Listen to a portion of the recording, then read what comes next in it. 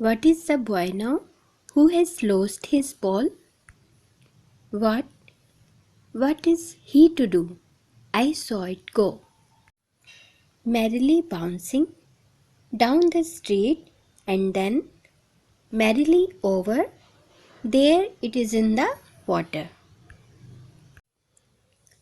कवि एक लड़के के बारे में बात कर रहा है जिसने अपने गेंद को खो दिया है। वह इसके बारे में लड़के का रिएक्शन जानना चाहता है क्योंकि उसने अपनी गेंद खो दी है। उसके अलावा वह खुद से पूछता है कि वह लड़का अपनी गेंद हारने के बाद क्या करेगा। कवि ने गेंद को लड़के से दूर जाते देखा है।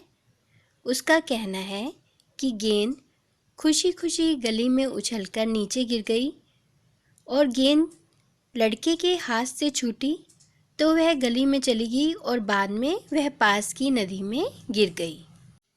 No use to say, oh, there are other balls. An ultimate shaking grief fixes the boy. As he stands rigid, trembling, staring down all his young days into the harbor where his ball went, I would not intrude on him. कवि कहता है कि लड़के को यह भी कहने का कोई फ़ायदा नहीं होगा कि उसको दूसरी गेंद मिल जाएगी। वह ऐसा इसलिए कहता है क्योंकि लड़का बहुत दुखी महसूस कर रहा है। वह पूरी तरह से दुख से घिरा हुआ है। वह दुखी है क्योंकि बचपन के दिनों की सभी यादें उस गेंद के साथ नदी में चली गईं। कवि कहता है कि गेंद के पानी में गिरने के बाद लड़का इतना अधिक दुखी होता है कि वह गेंद से संबंधित मीठी यादों को याद करने लगता है जिस समय वो गेंद उसके पास थी। यह नुकसान उसके लिए असहनीय है। A dying, another ball is worthless. Now he senses first responsibility.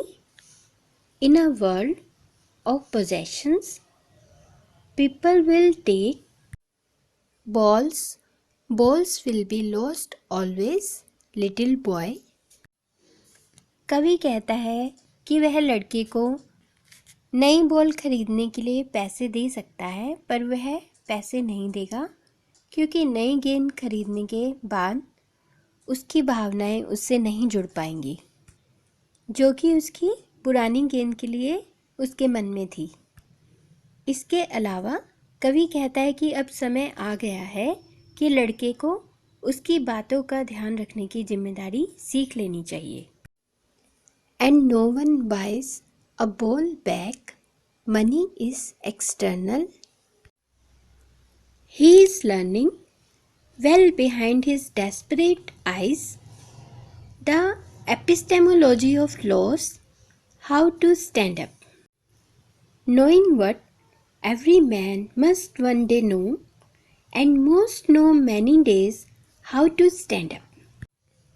कवि कहता है कि अगर इस तरह की चीज़ें जिससे हमारी भावनाएं जुड़ी होती हैं अगर वो खो जाती हैं तो हम किसी भी तरह से ऐसी चीज़ें वापस नहीं खरीद सकते। पैसा सब कुछ नहीं खरीद सकता। यदि हम वह चीज़ खरीद भी लें तो भी उस चीज़ के साथ वह अपनेपन की भावना को नहीं खरीद सकता। कवि कहता है कि लड़के को यह सीखना होगा कि इस भौतिकवादी दुनिया में कुछ भी उसके साथ हमेशा नहीं रहेगा। उसके कई सामान खो जाएंगे। वह गेंद को अपने सामान के रूप में पहचानता है, चाहे वह सांसारिक चीज़ें हों या रिश्ते हों। वह कहता है कि उसे उसके बिना जीना सीखना होगा, चाहे वह कुछ भी हो। वह कहता है कि लड़का सीख रहा है कि खोई हुई चीज़ों की भावना के खिलाफ कैसे खड़ा होना चाहिए। इसका मतलब है कि लड़का जीवन की वास्तविक सच्चाई को जानने की कोशिश कर रहा है जिसमें कहा गया है कि आपको जीवन के दुखों को स्वीकार करना होगा और फिर से खड़े होना होगा। हम किसी एक चीज़ के साथ हमेशा बंधे नहीं रह सकते। जीवन में चीज़ें बदलती हैं।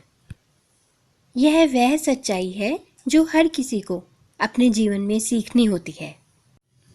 जीवन के अजीब दुखों के खिलाफ खड़े होने का कठोर सच जो हर किसी को झेलना पड़ता है।